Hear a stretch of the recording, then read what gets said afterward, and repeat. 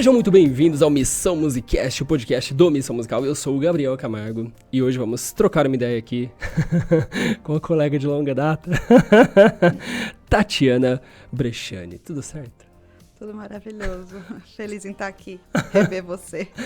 Que encontro improvável, né, cara? Bastante. Igual quando a gente se conheceu. Igual quando a gente bem se improvável. conheceu. Bem improvável, exatamente. Olha só, gente. Tatiana Bresciani, nascida em Ribeirão Preto, também conhecido como Black River pelos íntimos, aqui no interior de São Paulo, é escritora pós-graduada em Literatura, Arte e Pensamento Contemporâneo pela PUC do Rio de Janeiro, idealizadora do projeto A Metáfora dos Dias, que sensibilizou 30.000 pessoas no Facebook. E é também diretora de operações do Observatório do Livro, onde trabalha pela efetivação do direito humano à leitura para a população jovem, idosa e carcerária, tendo coordenado a implementação de mais de 150 clubes de leitura pelo Brasil. Caraca, isso é uma biografia! Meu senhor, que eu não sabia disso, Tati. Pois é, né? Caraca! Muitas coisas aí. Ficou parecendo já um livro, não uma mini-bio, né? Desculpa aí. Caraca, eu não sabia que você era pós-graduada em Literatura, Arte e Pensamento Contemporâneo. Eu estou terminando de me graduar, né? Termino esse semestre. É pós-graduanda. O mau leitor aqui que não deu certo, gente. Eu disse que a gente se atropela lendo. Pior que eu fui com cuidado, cara. Eu fui com cuidado. Foi, leu bonitinho. Mas termino esse semestre, com a graça do Senhor, entregando meu trabalho de conclusão do curso, né? Vai dar certo. E o que você achou do curso? Você curtiu? Olha, é incrível, assim, porque eu sempre escrevi e adoro escrever, ler, é minha paixão a literatura. Mas eu fazia isso de forma muito intuitiva, não foi a minha graduação, né, minha área de estudo. Me graduei em gestão de políticas públicas, já tenho uma pós-graduação em gestão de projetos sociais e trabalho no terceiro setor com gestão, né, burocracia, planilha, essa é a minha parte. Ainda que seja projetos culturais, é a parte de gestão mais burocrática, né. E aí agora eu me dei esse pequeno luxo de fazer uma pós em um assunto que eu amo e que eu já fazia. E só que eu senti necessidade de entender tecnicamente aquilo que eu faço intuitivamente. Uou. Então, eu escrevo poesia, escrevo contos, crônicas, e eu quero entender direito quais são os gêneros literários, formas de escrever, quais são os clássicos, os pensadores, e porque eu quero escrever cada vez melhor, né? Caraca, eu sou esse tipo de pessoa que quando faz alguma coisa quer fazer cada vez melhor, melhor, melhor, até acabar a vida. Qual que é teu signo? Tem isso, né? Eu sou canceriana, mas eu acho que isso aí é culpa, essa exigência e tal, do meu ascendente em virgem. Ouvi dizer que o Vitor é nosso especialista em signos aqui. Sabe, então Vitor? ele que me ajuda. O Vitor só não conte comigo pra isso. Eu acho que a parte câncer do meu signo me dá sensibilidade e o virgem vem dar uma organizada pra poder viver, ainda bem, né? Nossa, mas é o equilíbrio ideal, porque a mente artisticamente de criação era totalmente divergente, né? Se você não tiver um apetrecho psicológico ali de convergência pra se organizar, a coisa não vai. Exatamente. Mas você falou uma palavra que aí eu já não sei se eu concordo. Equilíbrio. Equilíbrio é uma coisa que nunca alcancei. Então é bem caótico isso, assim. Acho que o virgem e o canceriano, eles ficam mais brigando do que se equilibrando. Mas, nossa, essa é uma reflexão. Caralho, a gente vai pra uns papos muito loucos, mas o equilíbrio, talvez, ele seja algo efêmero mesmo. No sentido de que, vamos pensar, andar de bicicleta, por exemplo. Como que você mantém o equilíbrio? Você vira pro lado que você vai cair, mas você sempre tá caindo. É igual andar, você sempre tá caindo. Você só coloca a perna antes de cair, mas você projeta o corpo primeiro. Você se desequilibra pra se reequilibrar. Faz sentido? Faz muito sentido, mas eu acho que tem algumas formas. Por exemplo, andar de bicicleta. Talvez quando você já pega o jeito, você tem um movimento, digamos, pacífico da pedalada. Mas enquanto você ainda não pegou o jeito, é meio caótico, né? Você dá umas pedaladas e logo já se desequilibra e cai, né? Sim, você percebe a iminência do desequilíbrio conforme você vai adquirindo maturidade. Mas na verdade, isso, eu acho que tem essa percepção, mas comparado ao que eu já fui, agora no alto dos meus 38 anos, eu acho que eu já tô bem melhor mesmo, viu? Eu acho que eu tô já conseguindo pedalar mais pacificamente. Não posso ser injusta com o processo evolutório. Evolutivo, né, gente? Vamos falar direito. Show, show. E você sente que para escrever, quanto mais desequilibrado está o momento que você está vivendo, mais profícuo ele passa a ser no sentido de te deixar com uma percepção mais fértil ou não faz sentido? Olha, faz todo sentido, na verdade. Até fiz uma live recente com um autor quase conterrâneo nosso, da Grande Cravinhos, o João Carrascosa. Da Grande Cravinhos é ótimo. Que é um autor premiado, incrível, assim, que se tornou um amigo, né? E a gente estava conversando sobre isso, sobre como a gente escreveu muito na pandemia, por exemplo. E ainda que a gente tivesse mantido nossas atividades, porque a gente teve esse privilégio de poder manter as atividades laborais em home office, mas tinha muita coisa para fazer. Mas ainda assim a gente escreveu muito. Eu, por exemplo, escrevo muito quando eu preciso entender. Então, eu até coloquei isso no meu perfil do Instagram, onde virou uma nova persona, né? Que eu escrevo para escutar. Então, quando eu não entendo o que está se passando comigo, não estou entendendo a sociedade, e ultimamente está muito difícil de entender mesmo, né? E aí eu vou buscar escrever. Escrever para me escutar, para tentar desenrolar esse novelo e começar a nomear as coisas. Eu acho que a leitura e a escrita traz isso, né? Acho que a leitura, e a leitura vem antes da escrita, inclusive para mim, é esse esforço de nomear. Então, quanto mais caos, quanto mais não entendimento eu estou vivenciando, mais eu sinto a necessidade de escrever. O que acontece é que às vezes eu não consigo. Tem muitos esses momentos. Inclusive, tem o poema do meu livro Solidão é uma Gêmea, que eu lancei recentemente, que fala isso, né? Que o inferno é você ficar com todas as palavras entaladas e não conseguir dizer. E você ficar nesse looping infinito, né? Então, pra mim... Caraca, isso é muito legal isso que você falou. Você não consegue nomear e aquilo fica entalado. Sim, fica entalado, despalavreado com a vida. Ótimo termo. Você que falou, eu só... Você deu um nome, aí você nomeou, despalavreado. Caraca. Então, é isso que me move a escrever, né? E me conectar. Então, acho que quando eu faço esse esforço de entendimento e dou nome para as minhas questões e para o que eu vivencio na sociedade, na família, etc., as outras pessoas também podem se conectar com esses sentimentos. Então, para mim, é maravilhoso. Uma forma de me conectar comigo e com o outro, né? Que massa. E você sempre sentiu que a escrita tem esse poder, esse cunho, esse teor terapêutico para você? No sentido de te clarificar os pensamentos? Olha, eu tomei consciência disso um pouco mais madura, né? Refletindo sobre o ofício da escrita. Porque antes era tão intuitivo que eu nem refletia sobre isso, né? Eu só escrevia. Então, começou comigo escrevendo música punk na adolescência. Então, eu tinha uma banda, e a banda era de metal melódico, mas as letras que eu escrevia era de punk. E aí eu escrevia sobre isso, e bastante poesia, algumas percepções poéticas do dia a dia, né? O próprio A Metáfora dos Dias, que foi esse projeto do Facebook, era percepções poéticas do dia a dia, de sentimentos, dessas coisas. E esqueci a pergunta já? Se você sente que a escrita sempre teve terapêutica. esse cunho terapêutico. Então, aí eu fui entender que tinha um cunho terapêutico quando eu conheci a biblioterapia. Que não é uma terapia pela Bíblia. Muita gente pensa que é terapia pela Bíblia, mas não é.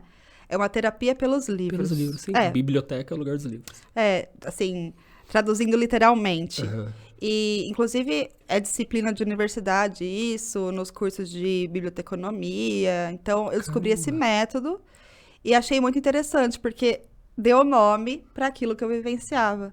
Tanto na leitura, porque como eu não tinha informação técnica, né? Porque as aulas de literatura que a gente tem na escola não são muito aprofundadas. Então, eu não tinha muita informação técnica das leituras. mas eu me conectava afetivamente com elas. E aí, a partir do momento da minha conexão com o personagem, com a história, eu ia me trabalhando, me desenvolvendo enquanto pessoa, Caraca. enquanto cidadã.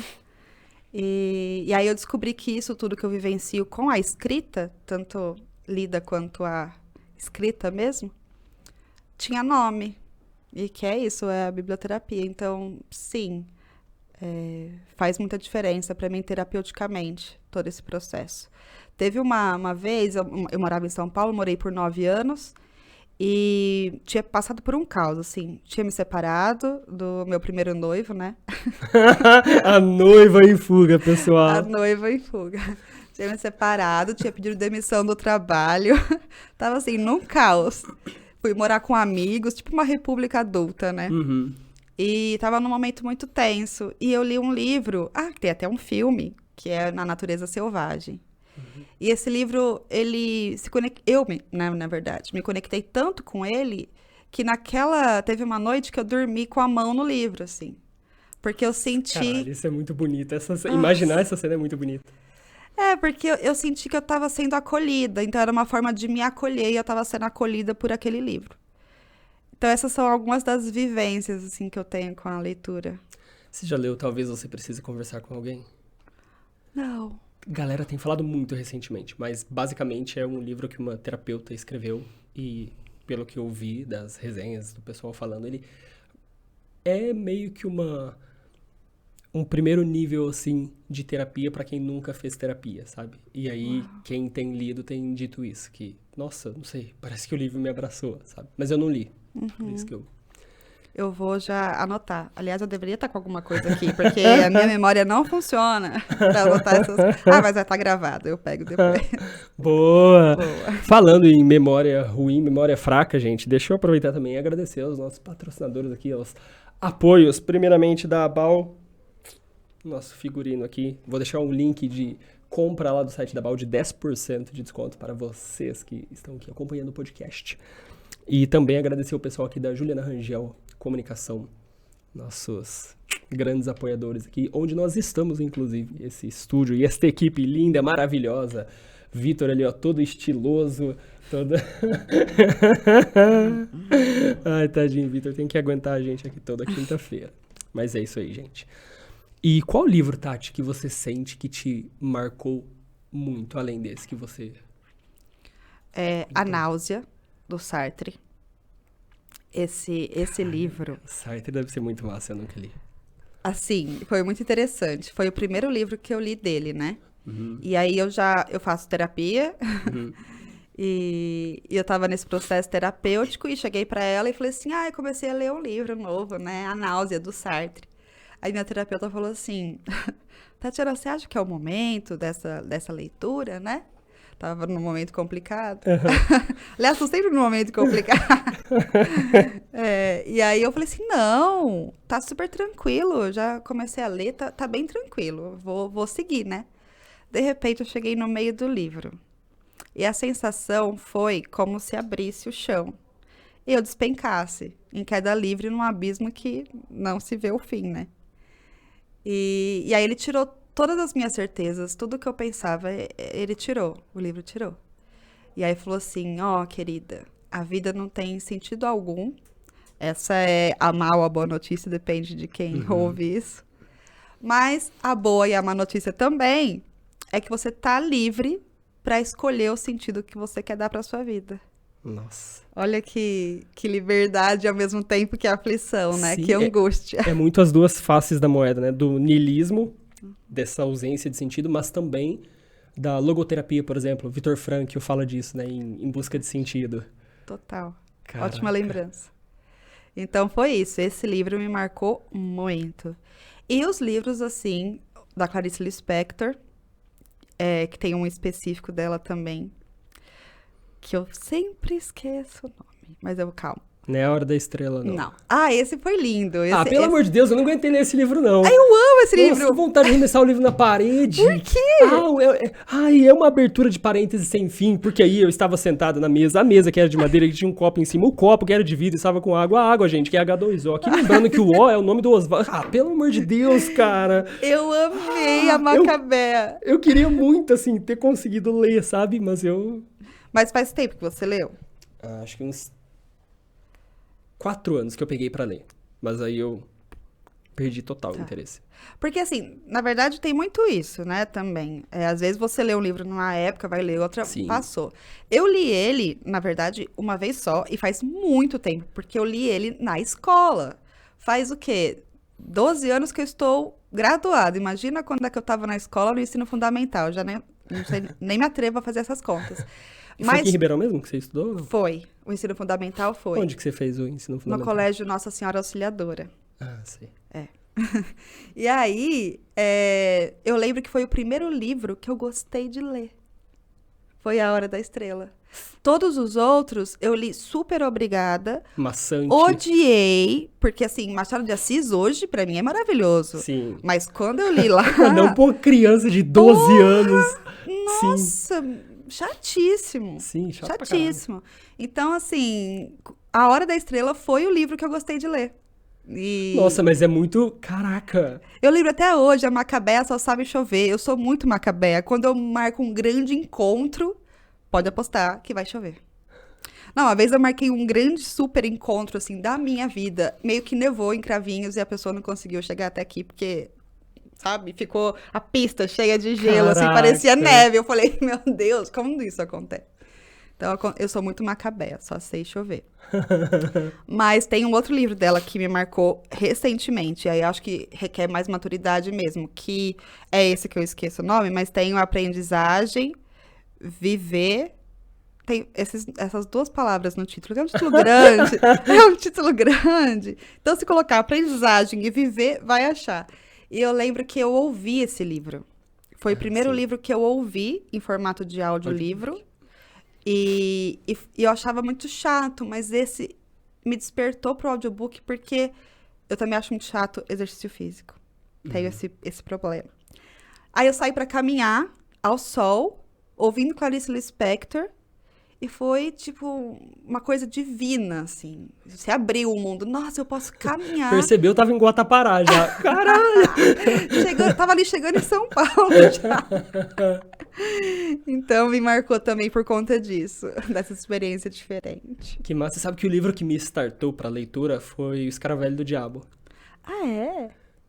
Eu tinha 13 anos, 14 anos. E, assim, eu me recordo, ali curioso, eu me lembro do meu pai... lendo, por exemplo, o dicionário. Meu pai lia dicionário e pedia pra gente tomar as palavras dele. Meu pai sempre leu bastante. Só que eu não sentia interesse até então. E eu me lembro que quando eu li aquele livro, eu me lembro que o livro me pegou, assim, sabe? Era sempre chato ler. Mas o livro não era o livro era somente um meio pra eu atingir a história que eu queria ter conhecimento. Aliás, eu acho que é muito sobre isso, hoje, pelo menos pra mim. Eu não sou apaixonado por leitura. As pessoas falam, nossa, eu não gosto de ler. Eu falo, eu também não gosto de ler. O prazer dele, não gosto. Não gosto. Eu amo caminhar, por exemplo. Nossa, se eu precisar andar 10 km todo dia, eu ando de boa. Amo, amo, amo. Não amo a leitura. Mas a leitura foi ali que eu vi que ela era um caminho pra eu descobrir novas coisas. E hoje, continua sendo assim, mas eu vou descobrir outras coisas. Mas foi esse livro que me startou. Como que às vezes alguns livros têm uma... Sim. Importância. E teve um que ele teve uma importância, nossa, mega terapêutica num momento muito caótico de um término punk que eu tive. Um relacionamento de 11 anos e... Enfim, uma noiva em fuga também. Sei. Desculpe. Peço desculpa em nome da classe toda, isso, pessoal. Mas foi Tempo de Esperas, do Padre Fábio. Você já leu o Padre Fábio? Que nome bonito. Não. Caraca. É. Eu acho que você vai curtir. É muito bom. Assim, a sensação que eu tenho é de que ele deixa o livro decantar. Ele deixa os excessos caírem. Ele escolhe, sabiamente, cada termo, cada palavra. para que não precise faltar nem sobrar, para que seja justo. Nossa, que lindo. Essa é a sensação que eu tenho da escrita dele. E ele curte muito a Adélia Prado. Eu nunca li a Adélia Prado, mas provável que tenha alguma. Você já leu? Eu comecei a ler muito recentemente, acredita? Assim, sistematicamente. Já tinha visto alguns poemas dela por aí, né? Mas eu ganhei de presente de aniversário 2 livros dela. E aí é claro que eu esqueci o nome. Gente, eu esqueci muitos nomes. Eu preciso andar com a minha lista, com a minha agendinha. E aí eu comecei a ler alguns poemas dela, roubando, né? Porque assim, eu lia vários livros ao mesmo tempo. Uhum. Aí, na pós, eu tive que ler Foucault, né? Que é um filósofo. E aí, nesse texto específico dele, estava falando de como, por exemplo, você ler vários livros ao mesmo tempo pode bagunçar e meio que influenciar a sua forma de pensar. Então, uma forma mais caótica, mais acelerada. E se você se dedica a uma leitura por vez, isso acontece como se fosse um processo meditativo, né? E seu cérebro fica mais focado, etc. Aí me deu ansiedade pensar, nossa, mas eu quero saber as histórias desses 5 aqui que eu tô lendo, a depender do meu humor. Uhum. Mas aí eu falei, não, eu vou confiar aqui, porque o cara é foda, eu vou confiar e vou fazer. E realmente comecei. Agora, e eu tô lendo muito mais, parece, porque agora eu termino os livros que eu começo, né? Porque antes eu demorava muito pra terminar, porque era 5 de uma vez. E depois que eu comecei esse processo, então, eu tô lendo, na verdade, ainda tô pra terminar. Tudo é Rio, da Carla Madeira. Uhul! Da Carla Madeira. E aí eu ganhei o livro, os 2 da Adélia Prado e fui lá dar uma olhadinha, uma espiada. Uhum. Gostei muito, já tô super ansiosa pra fazer a leitura, mas eu parei pra terminar Carla Madeira e pegar em seguida. Nossa, cara, para as pessoas que eu posso recomendar, são os livros do Padre Fábio, eu acho bem legais, bem legais. Vou começar por esse que você falou. Tem outro que se chama Quem Me Roubou de Mim. Nossa, que títulos bonitos, né, que ele coloca. A escrita dele é muito metafórica e poética. Apesar de não ser no gênero poesia, mas é uma escrita de quem comeu poesia, sabe? Que lindo comer poesia. Olha, uma pessoa casa com a poesia, outra come. Maravilhoso. Então é bem legal. Inclusive tem uma frase desse livro de um dos capítulos que fala: há pessoas que nos roubam e há pessoas que nos devolvem. Nossa, que lindo. É muito foda, cara. É muito foda. É muito foda. E que lindo você decorar, né? Uma frase. Ah, eu mas- decoro, assim, a mensagem no máximo. Ah, não, mas é porque, sei lá, Que foram linda essa frase.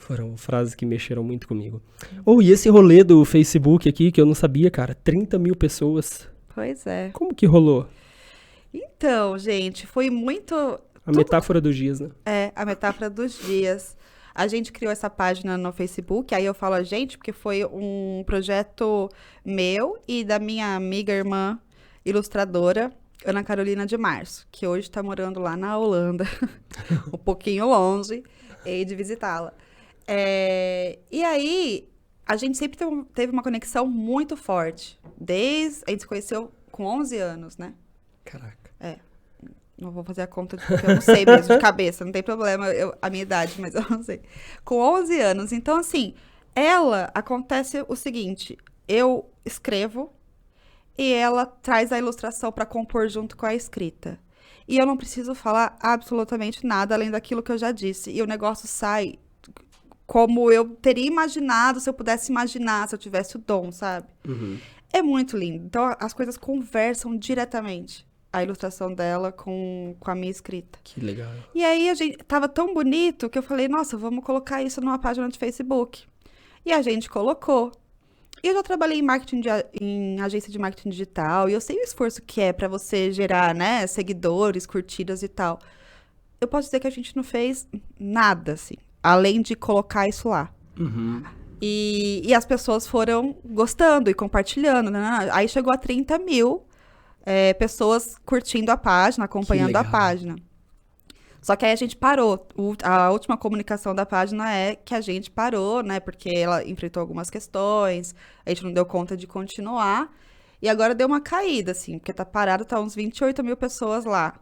Uhum. E quem sabe um dia a gente retoma, vamos ver. Mas por enquanto tá pausado. E a proposta da página era postar qual tipo de conteúdo? Tipo, esses poemas desenhados? Isso, poemas ilustrados, mas são... Pode chamar de poemas ou microcontos, né? Mas era tudo em formato de foto? Ou tinha, tipo, vídeo com... Não, tudo foto. Tudo foto, entendi. Tudo uma escrita com essa ilustração aquarelada. Que Todas legal. as ilustrações são de aquarela. Uhum. Então, era essa a proposta da página. Levar, né, beleza e essa conexão, né? Ajudar a gente a nomear. A gente estava nomeando o que a gente estava vivendo e possibilitando que as outras pessoas se conectassem, dando nome também às suas experiências, né? Sim, sim. Inclusive tem um podcast que se chama Para Dar Nome às Coisas. Já ouviu? Nossa, que lindo! Você tá cheio dos nomes bonitos hoje. Mas é do povo só. Eu só tô transmitindo. Mas você tá compilando. Você tá fazendo uma ótima curadoria. É bem legal. É de uma jornalista, se chama Natália, não me recordo o sobrenome dela. Mas é um pouquinho... É uma autoanálise, assim. Ó, acho que eu posso dizer que é uma autoanálise, assim. Pegando a minha experiência enquanto terapia, enquanto análise, ela faz uma autoanálise em formato de podcast. Só que aí é o que você falou, as pessoas se identificam com aquela análise que ela está fazendo, porque as questões delas são, obviamente, inerentes, próximas às dos semelhantes que somos nós, então. Sim. Mas é um podcast bem legal, assim. É ela sozinha, mas são pensamentos, são reflexões. Já vi que eu vou adorar. São reflexões massa. E o lance do Observatório do Livro? Isso eu não fazia ideia. Quando a gente se encontrou, você já trabalhava... Onde que você estava na época? 2019? Era setembro? Você estava indo para Corumbá. Exatamente. Mas não tinha nada a ver com leitura. Eu não estava ainda no Observatório do Livro. Uhum. A gente já tinha iniciado o processo de namoro, eu e o Observatório. Eu estava como consultora de uma organização de meio ambiente, que é o Instituto Terroir, e eu estava indo para Corumbá fazer um processo de consultoria, era isso mesmo.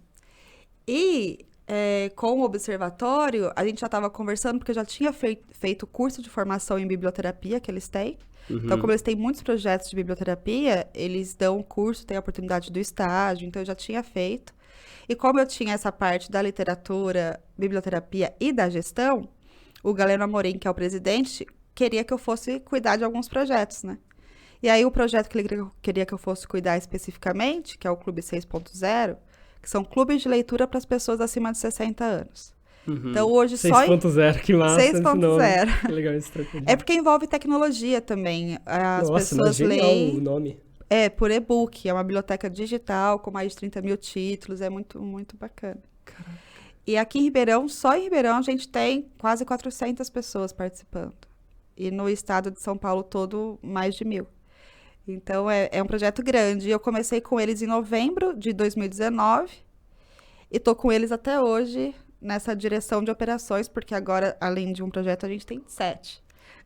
Uou. Então, crescemos. E cada um deles é tipo um núcleo. Tem esse 6.0 e tem um que, por exemplo, é da população carcerária. Isso, que é o Clube de Leitura no Cárcere, que a gente está retomando, né? Porque ele ficou parado por conta da pandemia.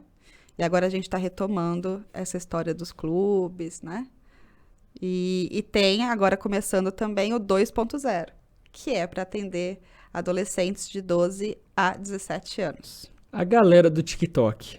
A galera do TikTok, Meu exatamente. Deus! Nossa, que desafio, meu senhor.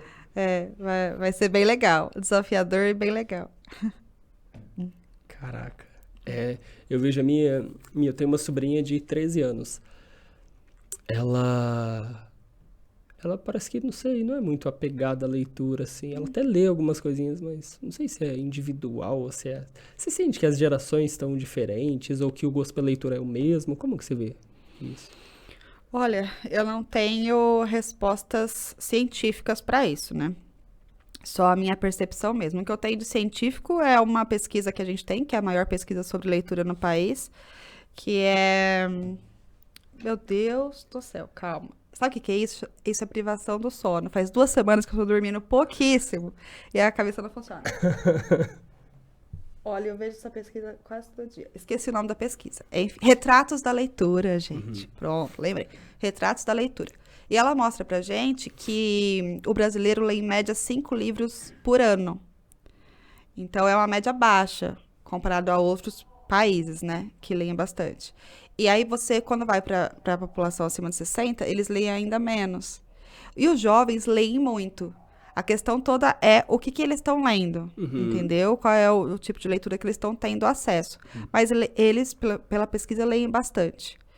E agora a gente só precisa entender, né? Acho que o grande desafio, na verdade, para além da leitura, é a formação crítica. Como que a gente pode trabalhar a mediação dessa leitura para que ela traga aprofundamento, para que ela traga autodesenvolvimento, a questão da cidadania.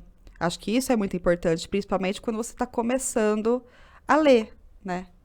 Ter esses processos mediados acrescenta muito. A gente vê nos clubes de leitura, quando tem a mediação e o grupo, a potência é gigante.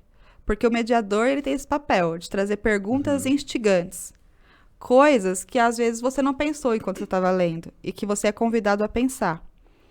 Aí agora você pensa num grupo que tem 15 pessoas. Se cada um trouxer a sua experiência, o olhar se amplia gigantemente, né? Ressignificar as experiências que você viveu, como você vê o passado, presente e futuro, a partir desse monte de modos de olhar. É muito potente, né? Sim. Sou apaixonada. Sim, a própria Gestalt fala um pouco, né? A gente puxou um pouco o lado da psico. A própria Gestalt fala um pouco disso, né? De que o todo é muito mais do que somente a soma das partes. Isso é muito legal, né? O nós, né? O nós é... Por mais que, essencialmente, ele seja a soma do tu e do eu, mas de alguma forma o nós contempla uma parada um pouquinho maior, assim, sabe? Com certeza. Aliás, no seu livro você falou isso, né? Tem um trechinho lá que eu achei muito, muito, muito, muito legal.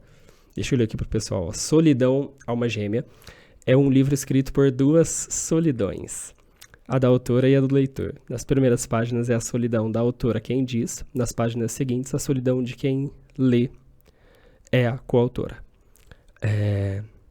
Este livro será, então, muitos outros. Um livro de nós. Nossa, isso é muito legal, cara, porque isso, além de tudo, é metafórico, cara. E tem essa ambiguidade de que é um livro de nós, mas é um livro de nós. Muito foda. Afinal, a solidão nunca está sozinha. Ah, como eu amo antíteses. Você pode compartilhar os dizeres de sua solidão. Ah, tá. E tem um e-mail aqui e tem as redes que já vou pedir pra você passar pra galera comentar lá. Ah, que legal, cara. E de onde veio essa ideia de trabalhar isso de alguma forma, esse eco na outra pessoa, de ter essa abordagem? Então, né? Essa questão do que é escrever para mim, que é a necessidade de entender, de nomear, mas que na mesma intensidade vem a necessidade de me conectar. E de me conectar de uma forma em que eu consiga despertar ou fortalecer, para quem já despertou, essa questão da criatividade, do criar. Porque o que eu entendo de noção do divino, né? Então, quando alguém fala assim, imagem e semelhança de Deus. Eu não entendo que é a nossa forma humana. Eu entendo que é a nossa capacidade de criar. Então, o que nos torna imagem e semelhança dessa força universal, cada um entende de uma forma, é a nossa capacidade de criar realidades, criar coisas, né? Acho que só nós, humanos, criamos coisas. Então, é isso que eu quero levar. Então, quando a pessoa está exercendo a sua habilidade divina de criação, ela está se conectando com ela, com o outro, com o divino. E é isso que me despertou e que me faz conduzir a escrita para que leve a pessoa para esse lugar. A trazer alguma coisa, materializar, sabe? Porque quando a pessoa só lê, ela tá criando já, né? Dentro da sua mente. Mas como a gente traz isso pro mundo? Eu quero incentivar que isso se coloque no mundo. Incentivar essa concretude da ideia, né? Acho que é isso. Caraca. Que legal. Você acredita em Deus? O que você pensa sobre Deus? Então, a minha crença, eu acredito em algo maior, que é isso que você fala, assim. A soma das partes é algo maior do que nós. Uhum. Então, eu acredito que Deus é esse algo maior do que nós, né? E tem outro filósofo, Spinoza, né? Spinoza, cada um fala de um jeito. Baruch de Spinoza, holandês também, né?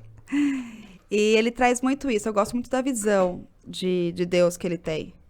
Que a árvore é Deus, o peixe é Deus, a água é Deus. Tudo isso aqui é Deus. Então, nós somos Sim. Deus. E essa é a minha visão. Deus está espalhado. Até porque somente assim nós garantiríamos a propriedade da onipresença divina, que tanto se diz nas religiões. Se Deus não está no copo, Deus não é onipresente. Faz todo sentido. E assim, se a gente entendesse isso, a gente teria um mundo diferente, porque a gente não maltrataria o lugar que a gente vive, não maltrataria os outros seres. Então, eu acho que isso muda tudo. E eu gosto dessa visão. Então, eu acredito nesse Deus, né? Um pouco menos convencional Sim. para alguns. Acho que talvez até um pouco mais contemporâneo, né? Pode ser. Menos tradicional, né? Um Deus mais difuso. Um Deus mais esparramado, Então, eu não mais... sei se é contemporâneo, porque quando a gente pensa no paganismo, que vem antes do cristianismo, acho que já tinha essa visão, né, na verdade, do Deus como parte da natureza, a natureza como parte de Deus. Acho que isso já era mais Sim. diluído. E, de repente, essa coisa de Deus ficou fora da gente, né? Sim. Foi tirado. Me parece que era, a hora que eu penso na história, me parece que antes era um Deus mais fracionado, só que menos esparramado. Pode ser. No sentido de, tem o Deus da chuva, tem o Deus disso, mas a sensação que eu tenho é que sempre era uma entidade externa, alheia àquilo.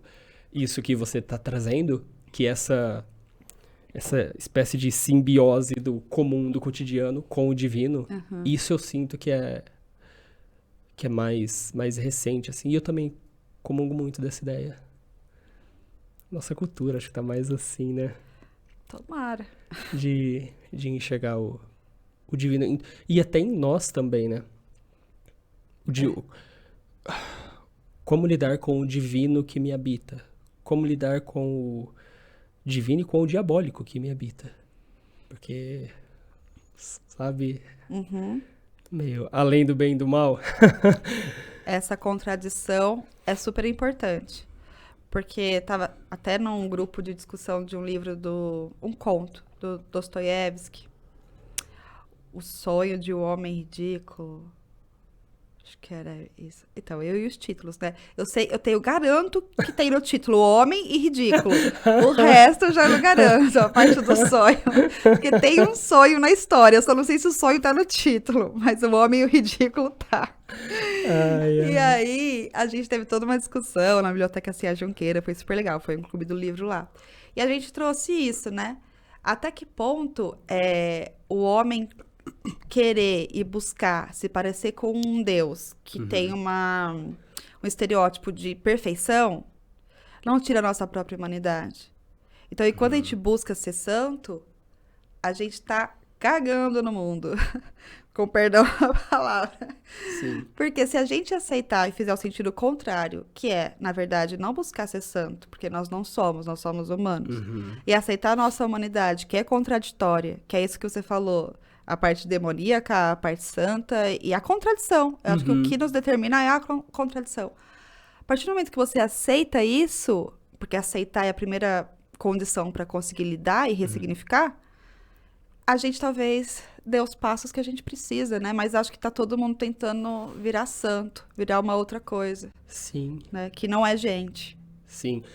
Que não é gente. E que assim, porra, agora a gente vai começar a descer um nível aí muito... desgostoso, mas que eu particularmente gosto bastante. Um ponto de que não é nem somente sobre ser gente, mas sobre ser bicho também. Eu acho que às vezes a gente se esquece que a gente também é bicho, sabe? A gente acha que 2000 anos é tempo demais. Não. Se postos ao lado de 3,5 milhões desde que saímos do sul da África, nossa, a gente tá no último segundo, assim, de um ano todo que a gente aprendeu a dominar a escrita. Tipo, porra, tem muito mais. internalizado em nós da parte mais instintiva do que a gente acha que tem, sabe? Porra, o nosso cérebro tem uma parte que se chama reptiliano. Você não escolhe se o teu coração vai bater. Você não manda nisso, porque você é um animal, sabe? Cara, isso é muito... eu gosto muito de refletir sobre isso. Às vezes eu converso com a minha irmã, que ela fala, ó, às vezes eu sinto que o mundo tá violento e isso e aquilo. Eu falo... Eu sou meio pondé nesse ponto, assim. O mundo é constituído do que somos, né? Nós somos violentos. E sempre fomos e provavelmente sempre seremos. O que vai mudar é a forma que a gente lida com a nossa violência. Para onde a gente canaliza e quem a gente consegue deixar fora para que não afete. Mas, desde Coliseu, lá na Roma Antiga, existia violência e hoje existe violência. A gente só tem mais evidência, parece, né? E talvez a gente tenha até uma leitura errônea de que a maior evidência signifique maior ocorrência. O que, não sei, não tenho dado científico para isso, mas eu acho que hoje o mundo tem menos atrocidades do que tinha há 2.000 anos atrás, sabe? Só que a gente parece que vê mais, enfim.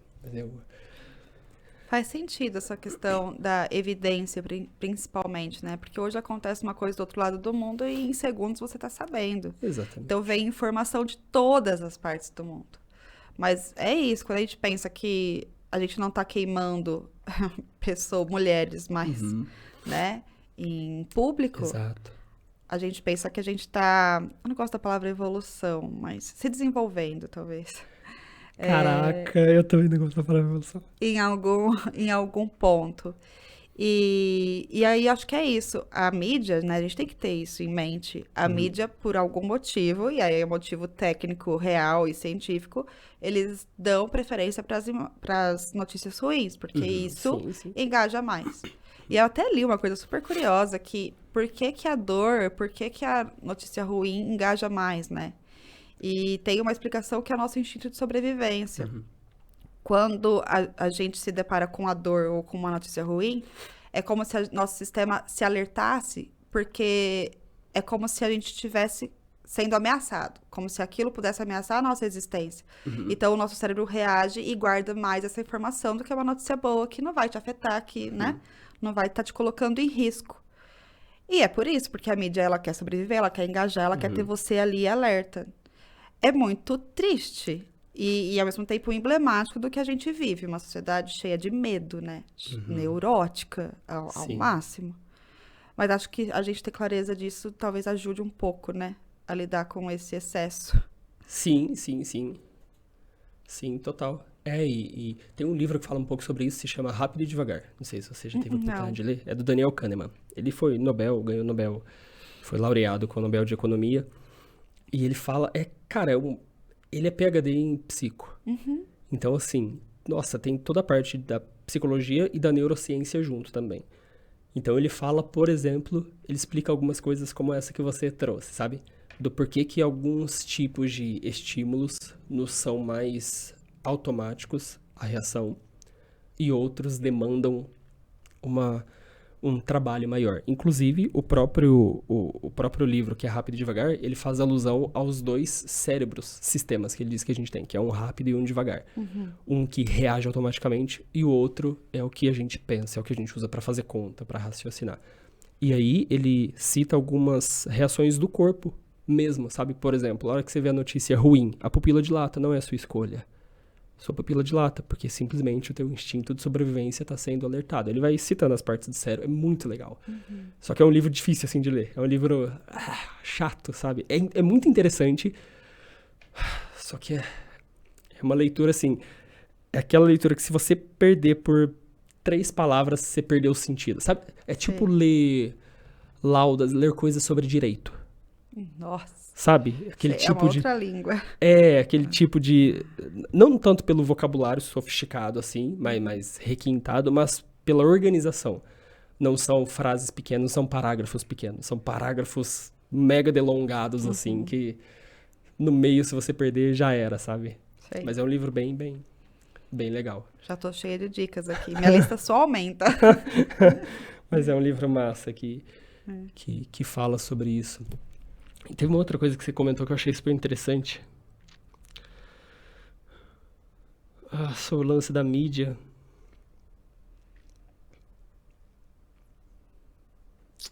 Perdi agora o fio da meada. Mas eu vou trazer até um outro fato, porque eu me casei com a poesia, né? Caralho, eu ia falar disso. Ah, tá bom, eu vou segurar. Aí eu falo nessa parte. Não, pode falar. Eu ia falar disso agora. Tipo, a hora que eu falei, não lembrei. Tá bom. E eu ia te perguntar sobre o lance do casamento. Então, já vou contar e aí eu já emendo. Mas foi o lançamento do meu primeiro livro, né? Que é o Solidão, Alma Gêmea. E eu pensei, tô com 38 anos, sou uma noiva em fuga, como eu já disse. Mas eu gosto muito da cerimônia de casamento, sabe? Eu acho muito importante. Parece que você chega na fase adulta quando você se casa, né? E pensando que eu não vou me casar, muito provavelmente. Não ia, né, que eu me casei. E eu queria muito esse ritual para a entrada da fase adulta, eu me dei esse casamento. E tão melhor que seja com um ser inanimado, mas extremamente poético, que é a própria poesia. Falei, nossa, então é agora. Vou lançar um livro de poesia, vou me casar com a poesia. E a pessoa fez a cerimônia de casamento com a poesia. Fiz a cerimônia de casamento. Tem o buquê. E aí que entra a história da mídia, porque o buquê, que minha prima, inclusive, entrou no YouTube e aprendeu a fazer com os vídeos do YouTube, me fez o buquê lindo de jornal. Caraca, que simbólico. Que a ideia era um buquê de palavras.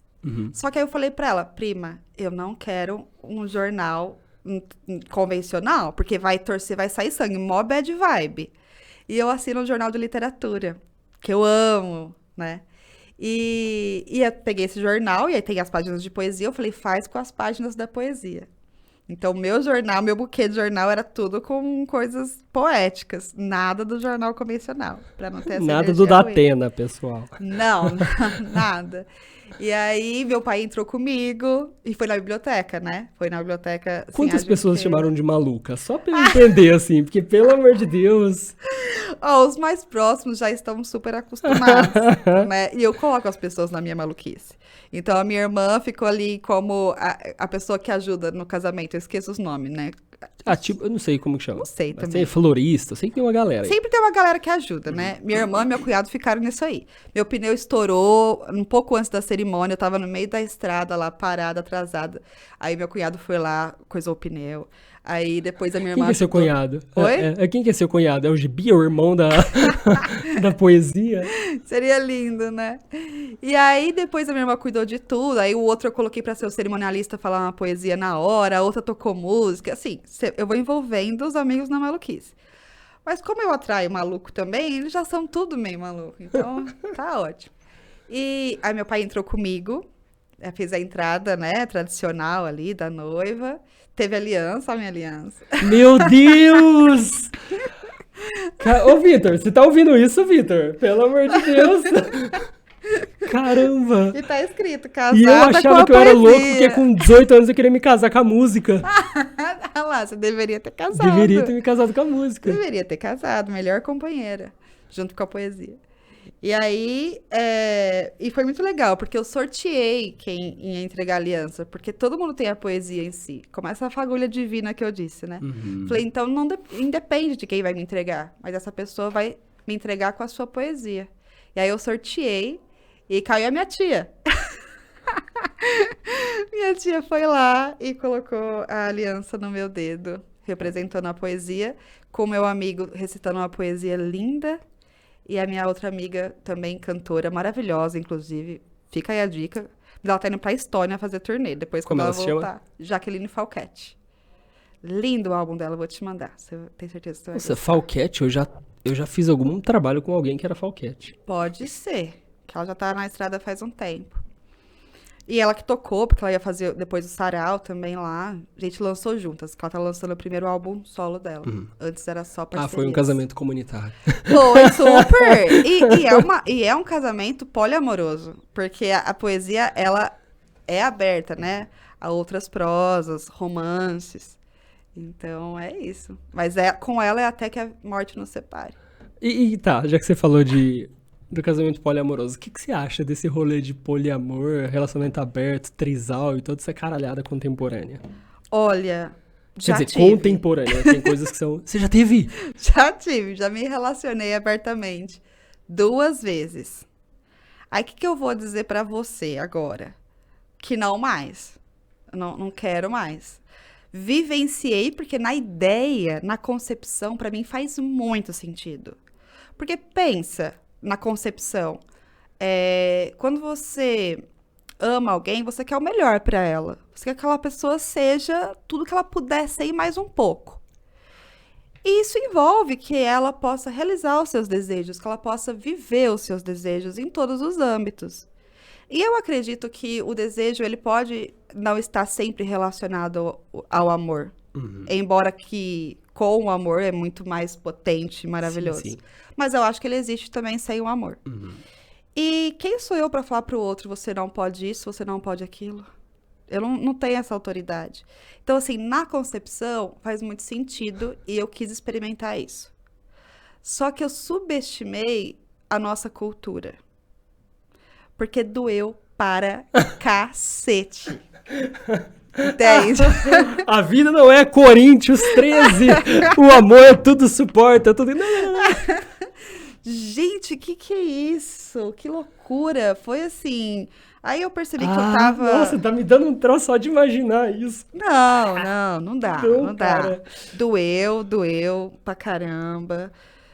Compreendia racionalmente, mas emocionalmente o negócio não desceu bem.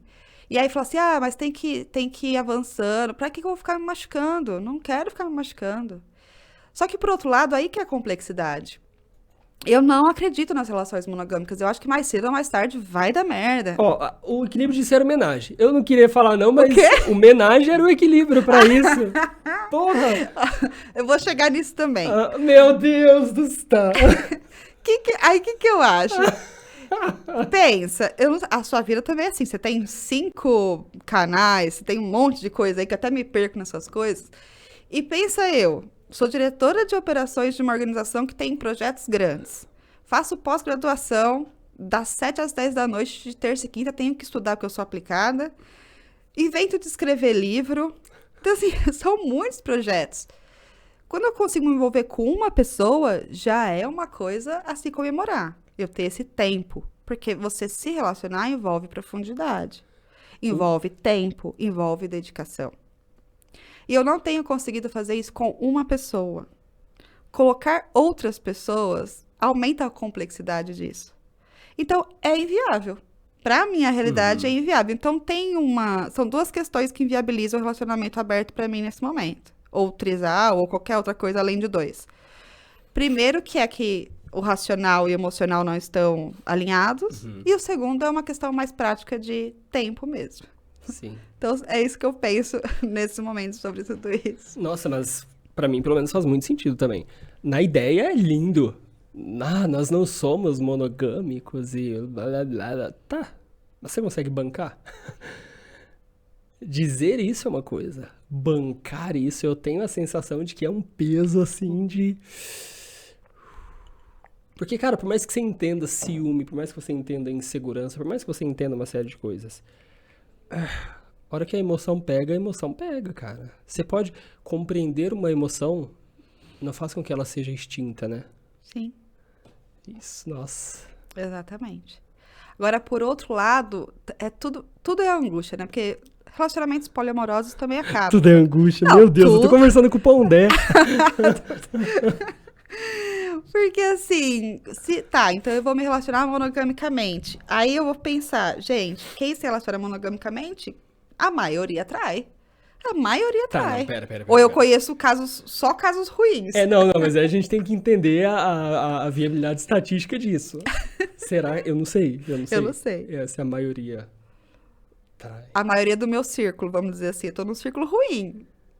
Bom, deixa eu pensar nos relacionamentos que eu já tive.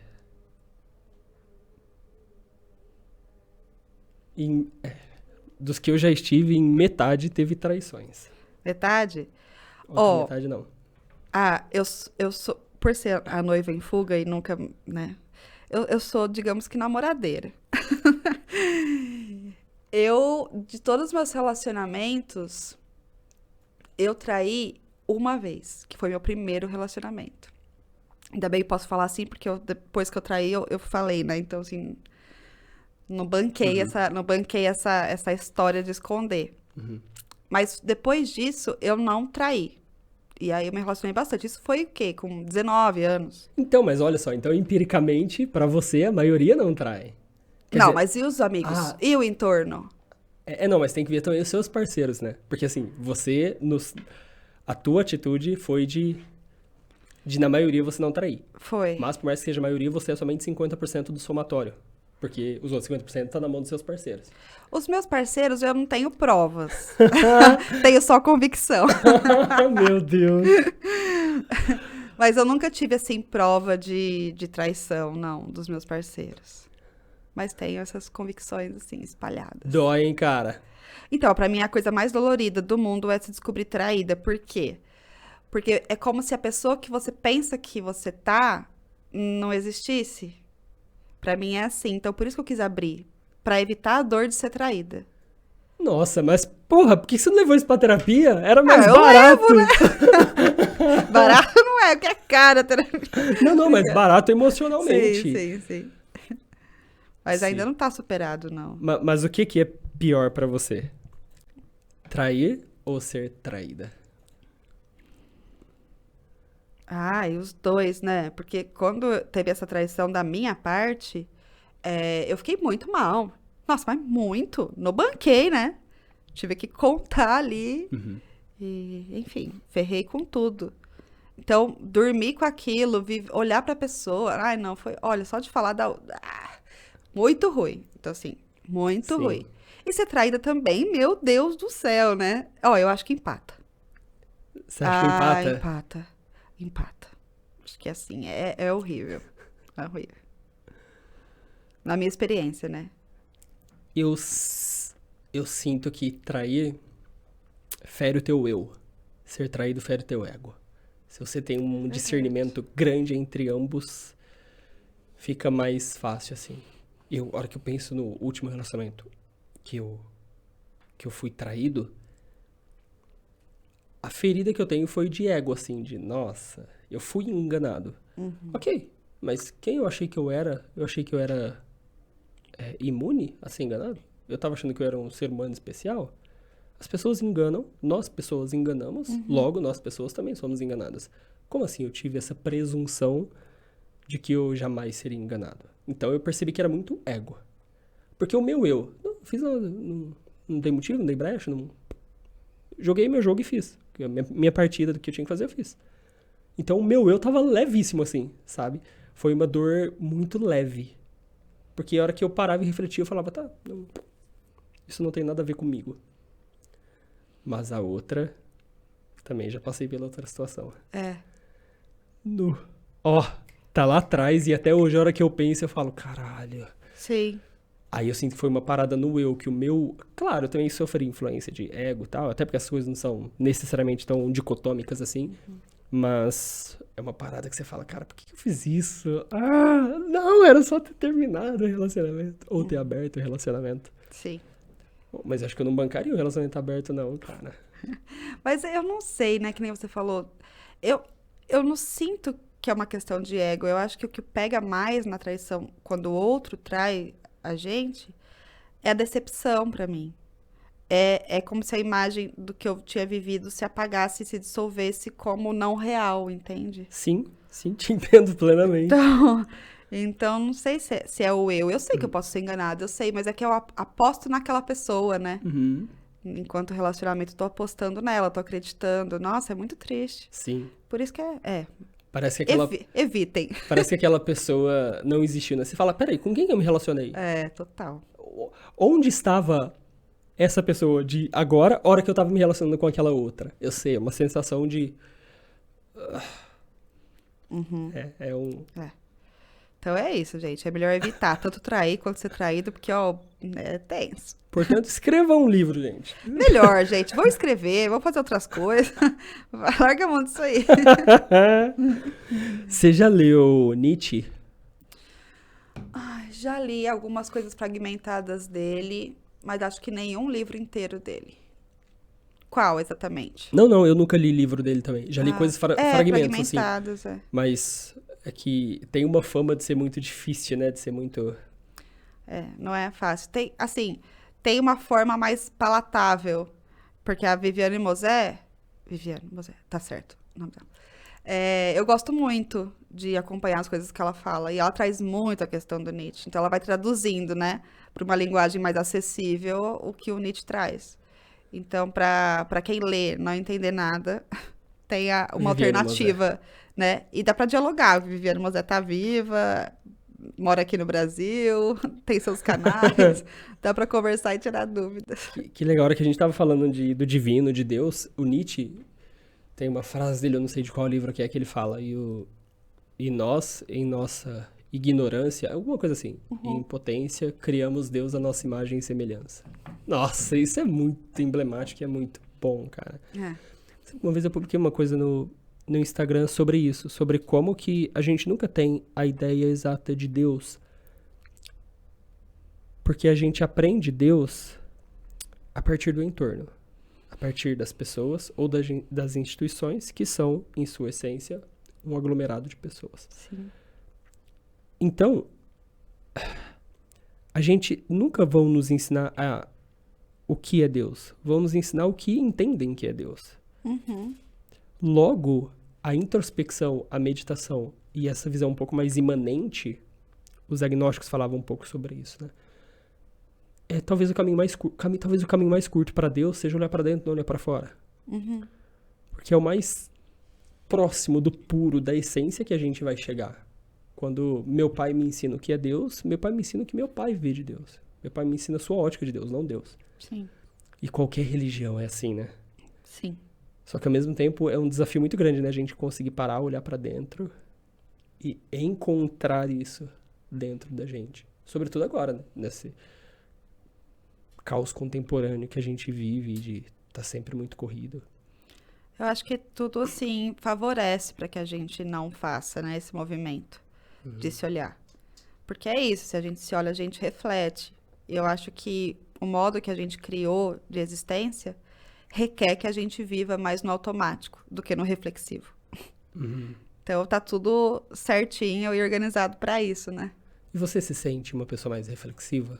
Muito, muito.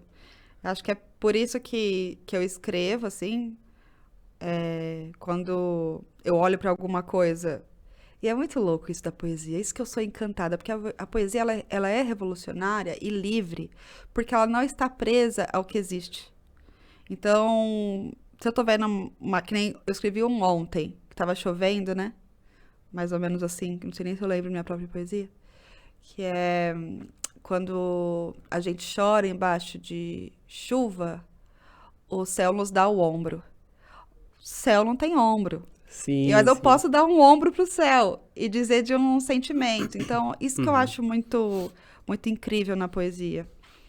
E eu já esqueci que a gente tava. Qual que era a pergunta de novo? Olha, tá vendo? Sobre você ser Lembrei. reflexiva. Isso responde. Então, assim, eu vou indo, vou pensando.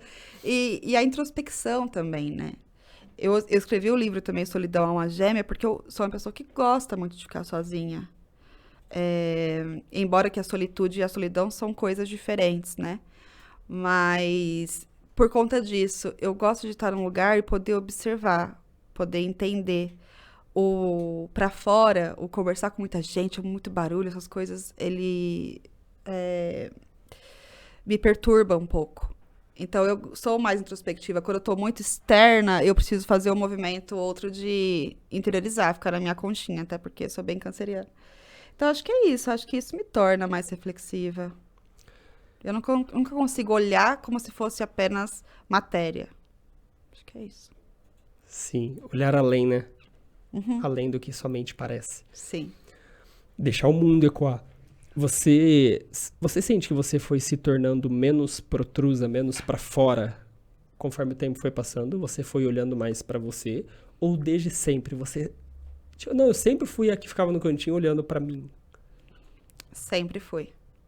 Desde criança, assim, eu lembro dos meus primos, da minha irmã, com os meus primos, brincando, aquela gritalhada na casa da avó, e eu quietinha com a minha avó, na sala, vendo TV com ela, pertinho dela. Minha avó lia muito também, e eu recuperei uma lembrança recentemente, E eu tava com medo de confirmar essa lembrança que me veio recentemente, que a minha avó escrevia poesia. E por que que eu estava com medo de recuperar essa lembrança? Porque se fosse verdade, tudo se perdeu. E aí eu confirmei que minha avó escrevia poesia e está tudo perdido. Então isso é muito, muito triste. Então, assim, eu era essa criança já.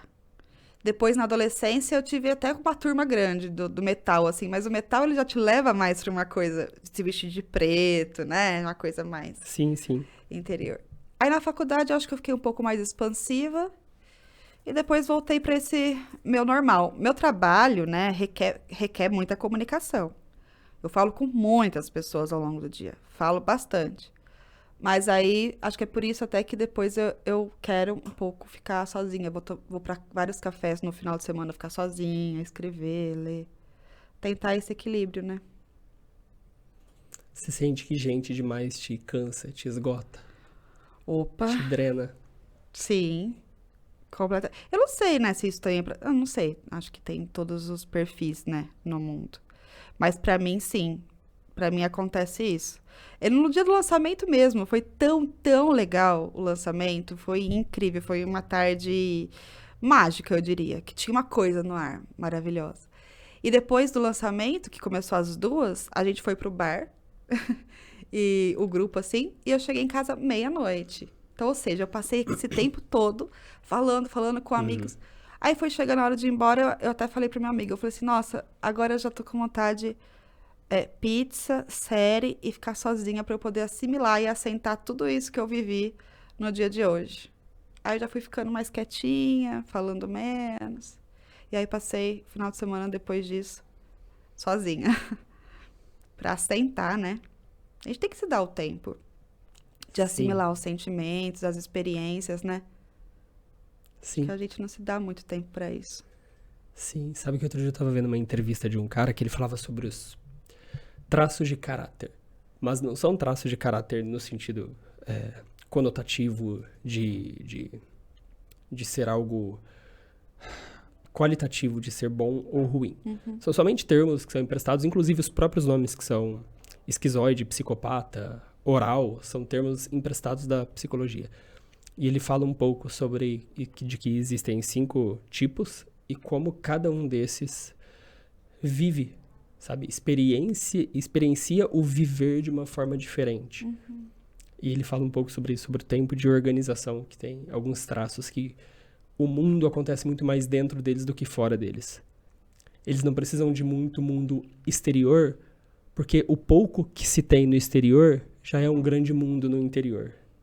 São pessoas que multiplicam o concreto. São pessoas que ultradimensionam o que é unidimensional, bidimensional ou tridimensional. São pessoas que naturalmente vão olhar para essa taça, mas vão esquadrinhá-la e ter percepções infinitas. E de que é muito desgastante justamente por conta disso. Porque a hora que a pessoa para assimilar, de uma coisinha só, ela já conseguiria ficar refletindo, sei lá, 2 horas. Só que aí ela tem um caminhão, uma pilha de papel desse tamanho de coisas que ela tem, de cenas que ela precisa olhar e refletir e deixar ecoar. E eu achei muito massa, sobretudo porque eu me identifico muito com isso também. De sair assim, não posso ficar muito tempo em lugares com muita gente. Eu preciso, é cíclico assim, é um tempo exposto, conversando, se relacionando, um tempo recluso. Um tempo exposto, um tempo recluso, assim. Senão a minha vida não funciona. Minha vida não funciona. É, acho que é por aí. Eu não conseguia nem ir em shopping. Na verdade, até hoje eu evito. Não é um ambiente que eu gosto muito de ir. Mas eu me sentia mal fisicamente. Porque é como se eu fosse o sentir de uma esponja, né? Como se tudo estivesse captando, assim. Sim, sim. Mas hoje eu sinto que, até com a terapia, né? Essa hipersensibilidade, eu consigo ferramentas para lidar com isso. Então, forjar a minha própria pele, né? Que me separa disso, porque isso também fica muito inviável viver. E a gente precisa estar funcional de alguma forma, né? Mas hoje eu acho que eu tenho estratégias para lidar com isso melhor. Mas funciona mais dessa forma mesmo. E você falou de série? Qual série que você curte? Eu não sou muito de ver série, né? Acho que tem isso. Mas tem algumas que me marcaram, assim. Eu gosto de uma que é leve, que chama Valéria. que é de uma escritora, então eu super me identifiquei. Tem ali mais ou menos a minha idade, gostei bastante dessa série. Eu gostei muito de The Sinner. Já viu The Sinner? Ah, é Não. muito maravilhosa. É uma série de suspense psicológico. Então, sempre acontece um crime, e aí pessoas acima de qualquer suspeita estão envolvidas nesse crime. E aí tem o investigador que entende muito da mente humana, e ele vai tentar decifrar o que fez uma mãe de família tradicional, de repente, esfaquear alguém numa praia, do nada. Mas nunca do nada. Alguma coisa. Qual foi o gatilho? O que despertou nela? Então ele vai investigando isso. E como eu gosto muito dessa coisa da mente humana, da psicologia, essa série me pega bastante. Boa noite, Verônica. Bom dia, Verônica. Bom dia, Verônica. Com o Bom Eduardo dia. Moscovis. Isso. E alguma coisa Miller. Taina Miller. Isso. Tá certo. Você já assistiu essa? Já. Nossa. Saiu a segunda temporada, você viu? Tô sabendo, mas não tô com estrutura pra assistir. Me deu uma leve ânsia de vômito aquela série. Uma leve não, né? Mas, ó, vou te contar. Eu acho que ele fez tão bem, o Eduardo Moscovis fez tão bem aquele papel, que eu olhava pro rosto dele em qualquer outro lugar, me dava náusea, assim, de... Nossa, essa Só de série é foda. Foda. Essa série é muito foda, muito foda. Tipo, pra mim, eu já achei foda. E eu sou homem. Cara, imagina pra mulher. Eu imagino que o... E muito boa, assim, né? Uma produção brasileira muito boa. Mas é isso, assim, a segunda temporada, não sei não E a se eu trama? vou conseguir. A trama é muito boa. Exatamente. Ela, do Mecanismo, que também é outra brasileira, eu sinto que a trama é muito boa. Você termina um episódio falando assim, eu não posso dormir agora, eu preciso ver o próximo. É muito bem costurado. E eu acho que também já caiu um pouco isso, né? Que as pessoas tinham esse preconceito com a produção brasileira, porque são feitas coisas ótimas. Sim. Então, acho que antes tinha maior preconceito. Sim. Hoje em dia, acho que eu já sinto menos, né? Será que foi Acho que as Tropa de pessoas Elite? Eu lembro que no Tropa de Elite foi um boom, assim, de... Pode uou, ser que virou a chave, né, das pessoas. de caramba, tá, tem coisas boas por aqui. Então, assim, de série que eu me lembre, Você já viu Virgin River? não. Nossa, é uma série boa, hein? É? É a série é a série de reabastecimento. É aquela Uau. série, depois que você fez tudo que você precisava fazer, chegou em casa exausta. Virgin River nossa, é muito boa. E assim, são pessoas que vivem num vilarejo. É tipo uma enfermeira que ela sai de Nova York e vai morar num vilarejo onde, tipo, cidadezinha pequena, sabe? A Grande Uruçê, coisa desse tipo. Onde todo mundo conhece todo mundo e aquele rolê zero tecnologia. Então, nossa, só que é lindo, assim, a paisagem. Então é um misto de, eu queria estar lá, sabe? E tem uma famosa, né, que todo mundo fala dela recentemente, que é This Is Us. Nossa, This Is Us, não, This Is Us é a melhor série do mundo. Já viu, Vitor, This Is Us? Nossa, aí você já pega uma caixinha de lenço, né, que tem que ser a companheira da série. Caraca. Nossa, eu não terminei ela também. Não! Porque ela é uma demanda emocional muito grande, cacete. É tipo 1000 terapias. Você vai fazer... Não, é muito terapia. Não, cada episódio é um eco terapêutico gigante, assim. Você tem que terminar o episódio, pausar e falar, uou. Exato. Pegar um café e ficar uns 30 minutos deixando o episódio se acalmar, assim, e se aconchegar. Sim. Sabe outra que foi muito terapia pra mim também? Que me deu até sensações físicas. Eu fiquei com vertigem, parecia que eu tinha tomado ayahuasca. Foi Boneca Russa. Boneca Russa, eu assisti, e eu lembro que no começo eu falei, nossa, que viagem, né? Mas fiquei ali insistindo. E eu sei que quando acabou, eu tive essa sensação de vertigem, porque fez tantas conexões com a minha própria história, e o negócio veio uma catarse que eu fiquei assim, tonta, né? Foi foda. Então, a Boneca Russa também é uma que me pegou bastante. Acho que foram essas as mais marcantes. Você faz terapia desde quando? Tive várias fases, né, da terapia. Comecei com 21 anos por conta de um motivo específico, depois parei, depois voltei com 29. Acho que desde os 29 eu faço direto. Nossa, vai fazer o quê? 9 anos. O terapia é uma parada muito massa, né? Eu gosto. Porra, Eu não pretendo parar, porque eu acho que sempre tem coisas novas pra gente poder Sim. trazer, né? Entender. Eu acho tão incrível poder contar com um suporte profissional. Sim, sem né? dúvidas. Ajuda a gente a olhar. Nossa, eu acho incrível. Você comentou do ayahuasca, você já foi em algum ritual? Já. Caralho, nossa. Você já foi? Já. Meu Deus, você foi quantas vezes? Uma só? Não, eu fui 3. 3 experiências. Cada uma diferente. Mentira, eu fui 4. Se você tivesse que resumir essas experiências em uma palavra, pra alguém, ou numa frase assim, tipo, cara, o que é o ritual do ayahuasca Tá. pra você? Tá. Eu acho que assim, primeiro. Não sei se eu consegui uma frase, não. Primeiro, ele é muito, muito particular de cada um. E precisa ter muita cautela. Eu acho que hoje teve uma popularização disso. E eu acho que não dá pra ser assim como é, né? Principalmente considerando a interação do ayahuasca com o remédio psiquiátrico. Tem que ter todo um Sim, cuidado, porque pode dar muito ruim, né? Então, se for fazer isso, tenha cuidado. A gente tem que deixar esse aviso antes. Mas pra mim foi florescer. E foi muito louco, porque uma das experiências, na minha primeira, inclusive, eu tava sentada assim e eu vi. Foi muito engraçado, porque eu olhei pra minha mão, começou assim, eu falei, não, eu vou olhar pra alguma coisa que eu sei que existe pra me segurar, né? Uhum. Aí eu coloquei minha mão assim, falei, vou olhar pra minha mão, porque ela existe. Aí a minha mão se dissolveu na minha frente. Eu vi a minha mão se dissolver. E aí que você vai fazer o quê? Falei, pronto, agora Cara. não está mais no meu controle. É uma experiência total de não controle. E aí o seu consciente não está mais intermediando as relações dentro de você. Então, isso que é... Porque, às vezes, no processo terapêutico, o consciente vai fazer o filtro daquilo que você está preparada para ver ou não. No ayahuasca, esse filtro sai. Então, pode vir qualquer coisa. E como você vai lidar com isso depois? É importante ter um acompanhamento. Mas aí, enfim, aconteceu isso aí, vi uma flor no meu ventre. Isso faz uns 5 anos, mais ou menos. Ficou a imagem da flor no meu ventre, porque não veio nada sobre isso, só vi essa imagem. Agora, mês passado, eu estava fazendo uma viagem de ônibus de São Paulo para Ubatuba. E era umas 7 horas da manhã, eu estava olhando pelo vidro do ônibus. De repente, começou como se tivesse uma flor desabrochando dentro de mim. Você pode me chamar de maluca, porque eu sou... Foi uma experiência muito louca. Essa flor foi desabrochando, como se estivesse fazendo carinho tudo dentro do meu corpo. E eu fui sentindo uma energia, que o pessoal fala da Kundalini na yoga, né? Que sobe essa energia. Explodiu uma energia na minha cabeça, assim. E eu falei, o que é isso? E aí eu sei que desde então eu tô muito diferente. Me sentindo diferente, né? Uhum. Tô me sentindo muito diferente. Então, sei lá. Desabrochou. Desabrochou. Por conta dela aí, não sei o que isso quer dizer, mas foi.